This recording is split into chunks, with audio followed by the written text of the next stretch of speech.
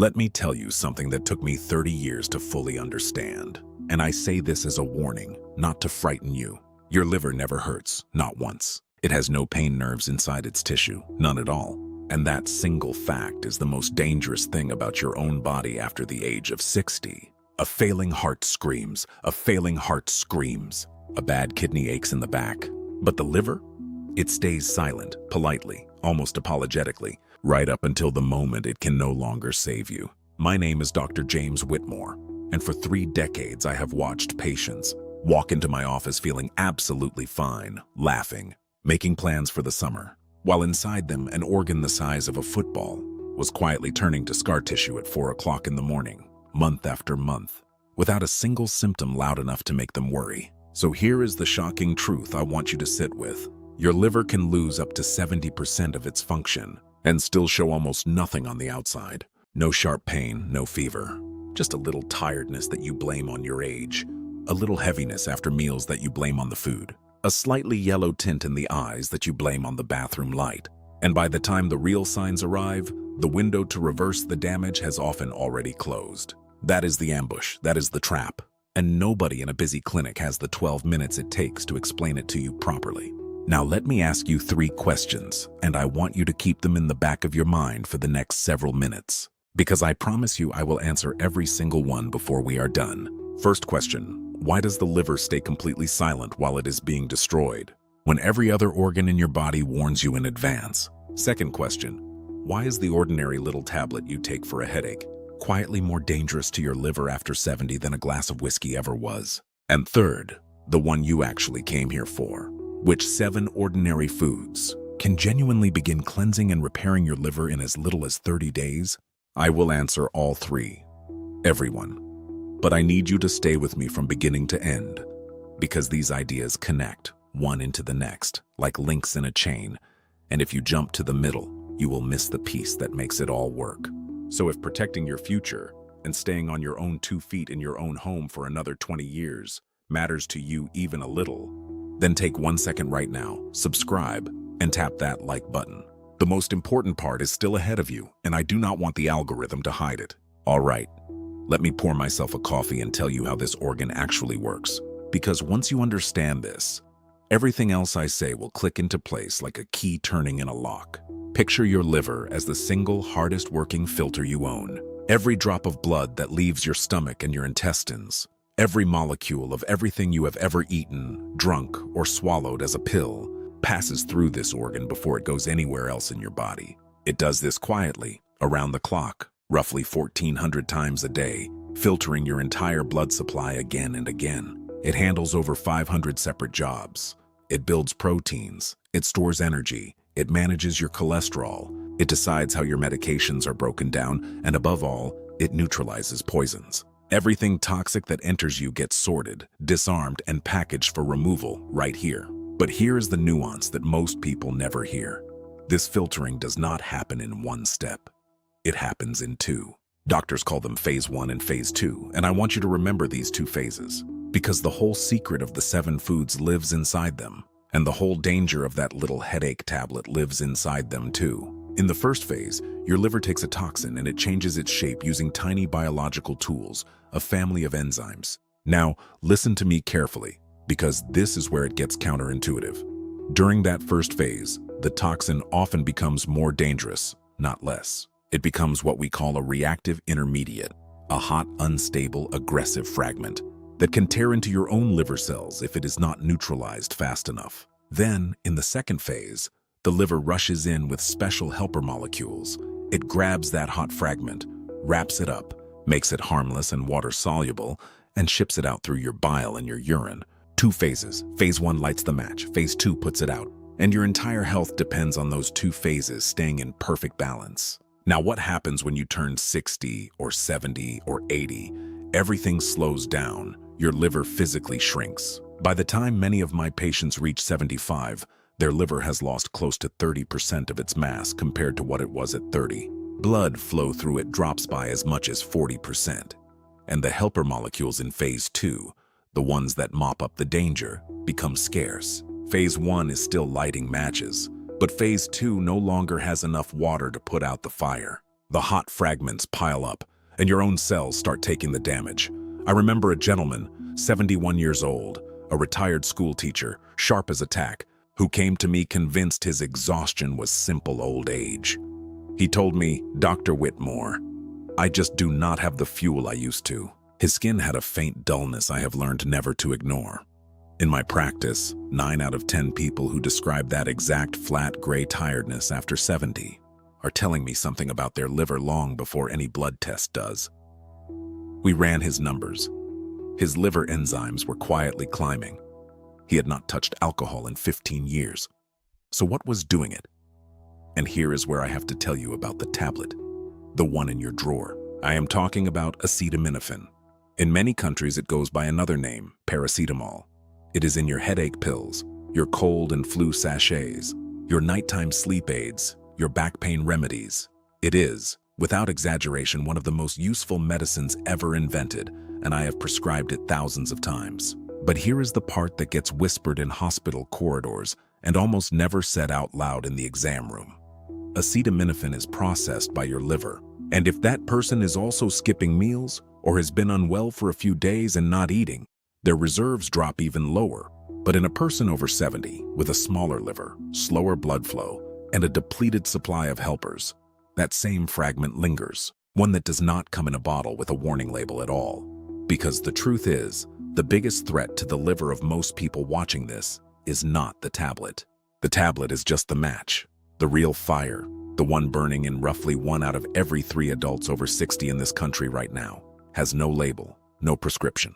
The dose that is perfectly safe for your 40-year-old son can be quietly harmful to you at 78, taken day after day, especially if you are combining it without realizing it.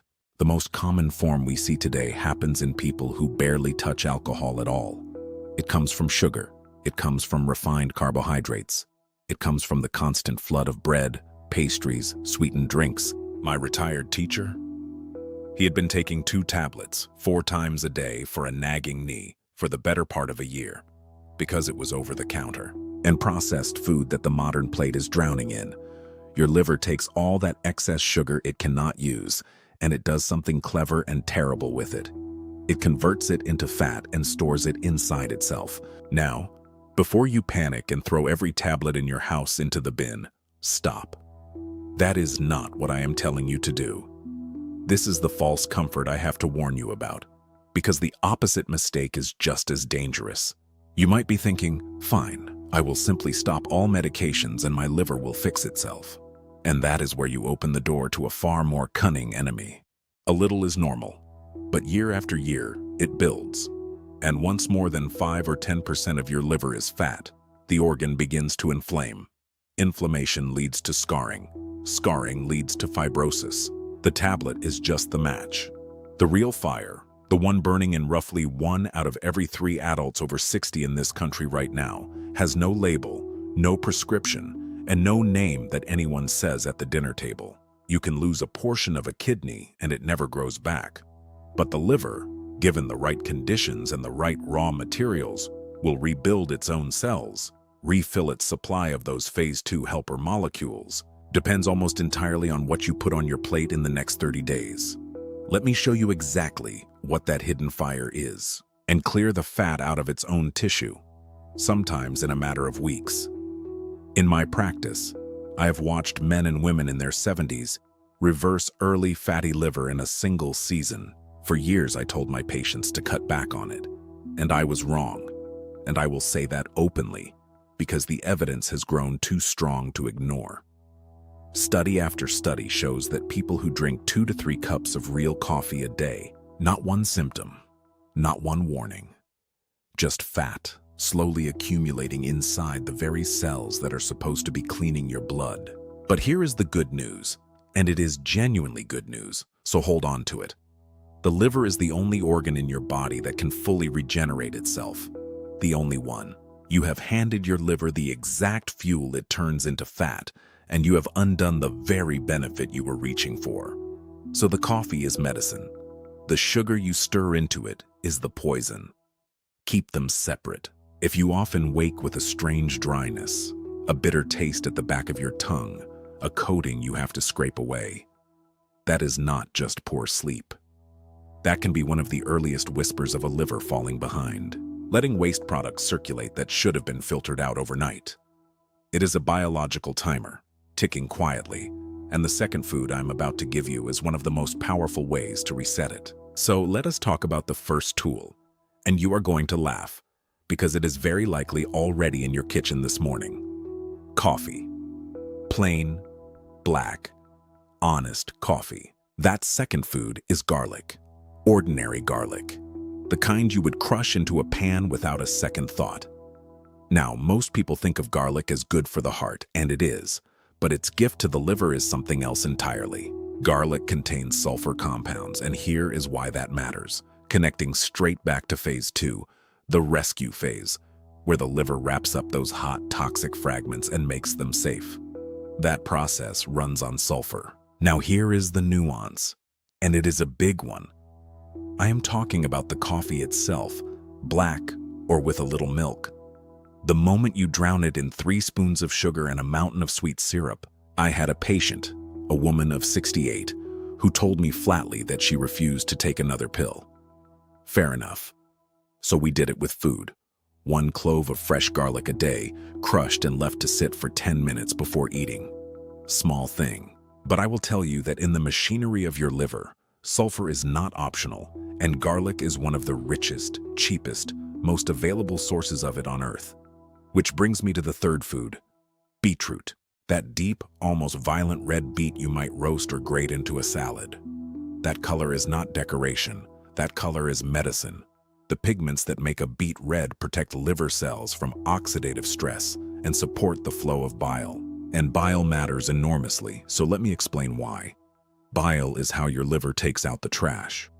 Once phase 2 has wrapped up all those neutralized toxins, they have to physically leave your body through the bile. And while you are sipping that coffee, let me tell you something happening inside you right now, at this very moment, that most people never feel until it is far too late.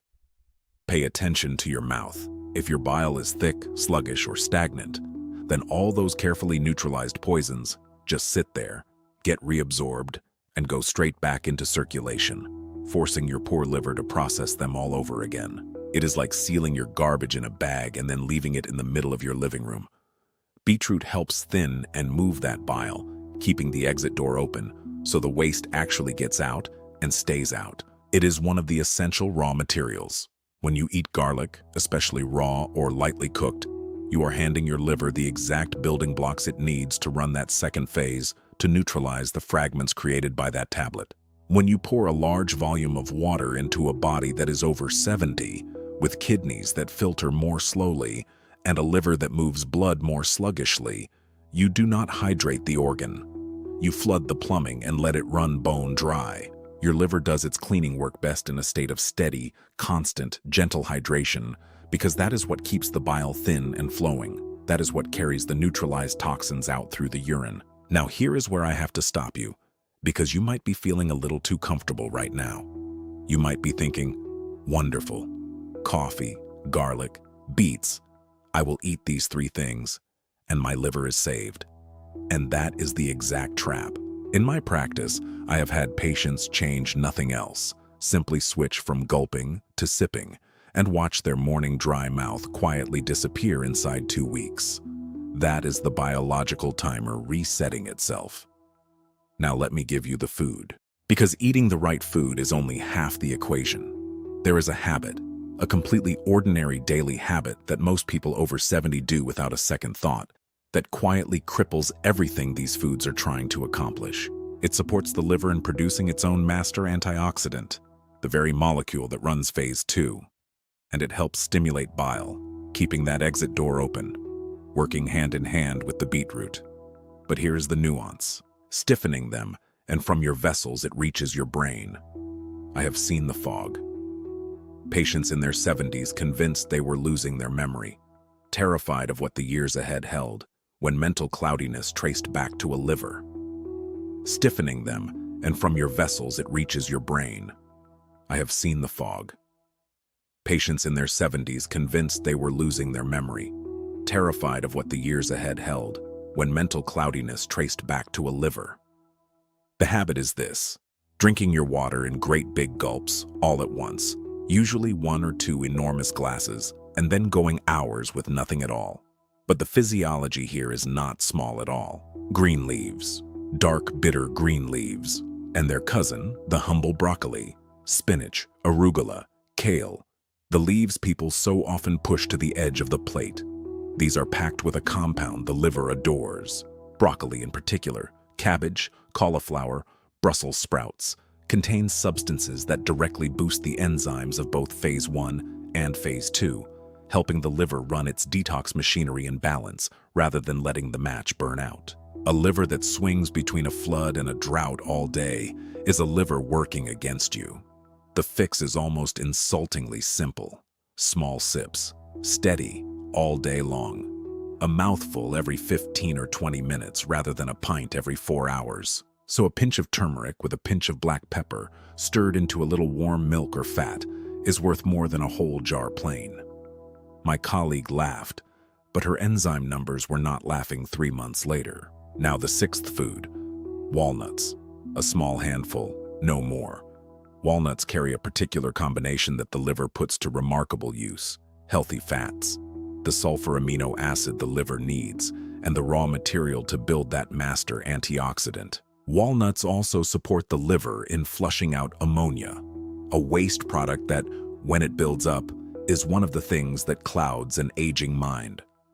Protect the liver with a handful of walnuts, and you are also, quietly, protecting the clarity of your thoughts. Now, while your liver is calming down under all this care, I need to tell you why none of this is really just about the liver, because here is the effect that ripples outward, the domino no one connects. One organ falling silent, and the whole system paying the price at 4 in the morning.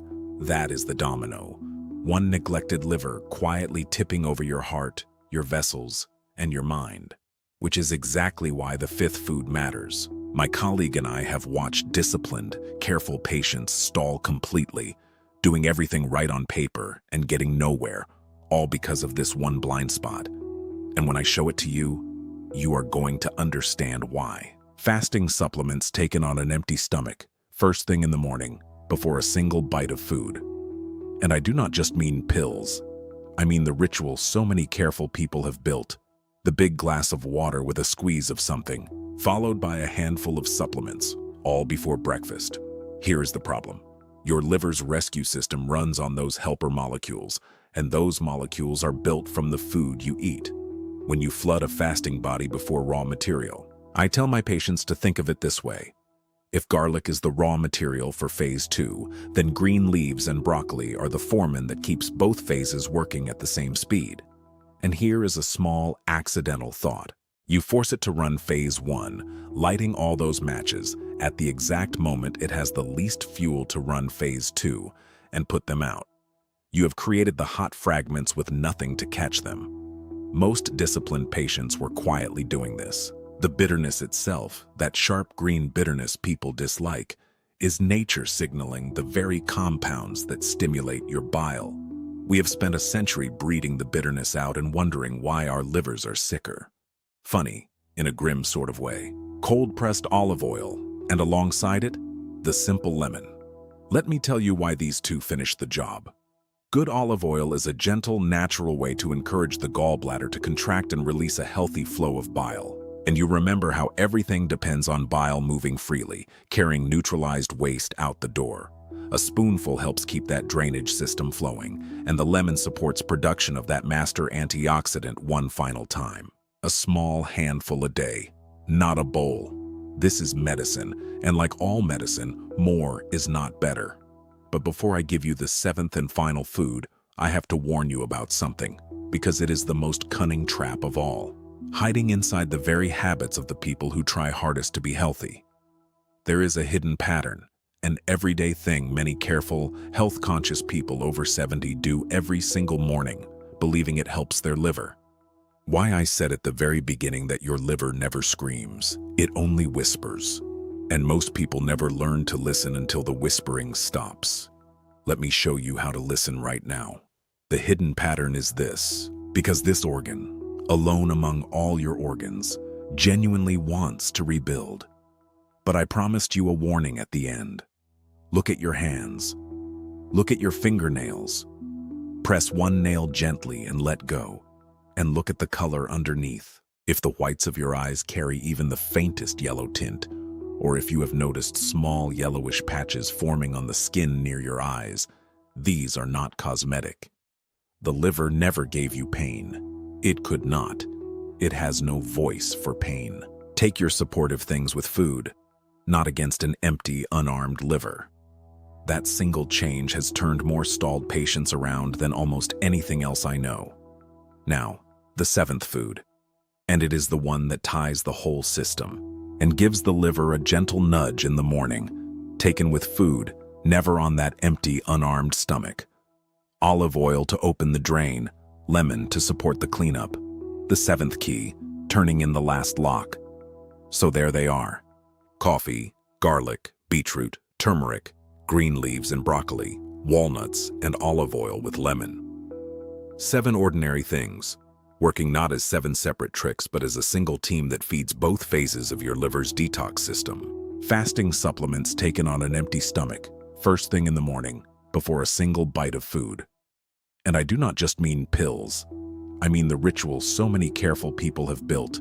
The big glass of water with a squeeze of something, followed by a handful of supplements, all before breakfast. Here is the problem. Your liver's rescue system runs on those helper molecules, and those molecules are built from the food you eat. When you flood a fasting body before raw material. So instead it wrote its warning on your eyes and your fingernails and your skin, hoping someone would finally look. Why does the liver stay silent? Because it has no pain nerves to warn you, so it learned to speak in color instead. In the yellow of your eyes and the pallor of your nails, a language almost no one is ever taught to read. You just learned it.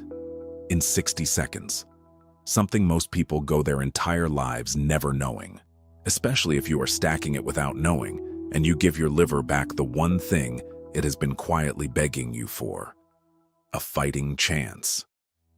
I've watched people in their late 70s walk that road back to a clear mind and a strong body. And there is nothing in 30 years of medicine that has ever made me happier to witness. So here is what I ask of you. Do not let this be one more video you nod along to and forget by dinner. Pick one food, just one, tomorrow morning, then add the next.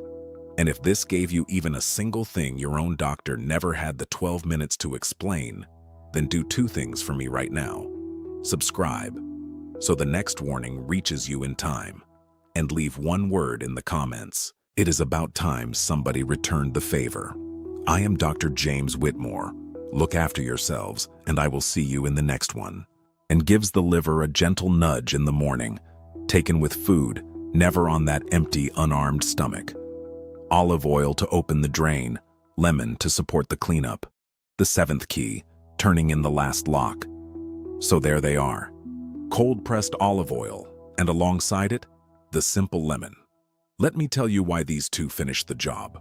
Good olive oil is a gentle, natural way to encourage the gallbladder to contract and release a healthy flow of bile. And you remember how everything depends on bile moving freely, carrying neutralized waste out the door. A spoonful helps keep that drainage system flowing, and the lemon supports production of that master antioxidant one final time. Keeps the bile flowing, calms the fire of inflammation, and hands your liver the exact raw materials it needs to do the one thing it was born to do, which is heal itself. 30 days. That is often all it takes to see the first real movement, because this organ, alone among all your organs, genuinely wants to rebuild. But I promised you a warning at the end. Look at your hands. Look at your fingernails. Press one nail gently and let go, and look at the color underneath. If your nails have turned strangely pale, white almost to the tip with only a thin band of color, these are not cosmetic. These can be among the first visible signs that the liver has been struggling in silence for a long time, that bilirubin, the waste it is supposed to clear, is backing up into your blood and staining you from the inside. Now go to a mirror in good daylight and look at the whites of your eyes and pull down gently on your lower eyelid. If the whites of your eyes carry even the faintest yellow tint, or if you have noticed small yellowish patches forming on the skin near your eyes, these are not cosmetic. The liver never gave you pain. It could not. It has no voice for pain until the day a doctor says the word cirrhosis, and it is already too late to unsay it. But it is not too late for you. That is the whole reason I sat down and talked to you for the better part of an hour. Because unlike almost every other organ, this one forgives. It rebuilds. Give it 30 days of these 7 foods, steady sips of water instead of floods, your supportive things taken with food and never against an empty stomach, and real caution with that innocent little headache tablet. And there is nothing in 30 years of medicine that has ever made me happier to witness. So here is what I ask of you. Do not let this be one more video you nod along to and forget by dinner. Pick one food. Just one. Tomorrow morning. The word liver. Just so I know you made it all the way to the end, and you are one of the ones who listens to the whisper instead of waiting for the scream. Take care of that quiet, faithful organ. It has been taking care of you, silently, for your entire life. It is about time somebody returned the favor. I am Dr. James Whitmore. Look after yourselves, and I will see you in the next one, without a single symptom loud enough to make them worry. So here's the shocking truth I want you to sit with. And by the time the real signs arrive, the window to reverse the damage has often already closed. That is the ambush. That is the trap. Now let me ask you 3 questions, and I want you to keep them in the back of your mind for the next several minutes, because I promise you I will answer every single one before we are done. The word liver, just so I know you made it all the way to the end and you are one of the ones who listens to the whisper instead of waiting for the scream. Take care of that quiet, faithful organ. It has been taking care of you, silently, for your entire life. It is about time somebody returned the favor. I am Dr. James Whitmore. Look after yourselves, and I will see you in the next one.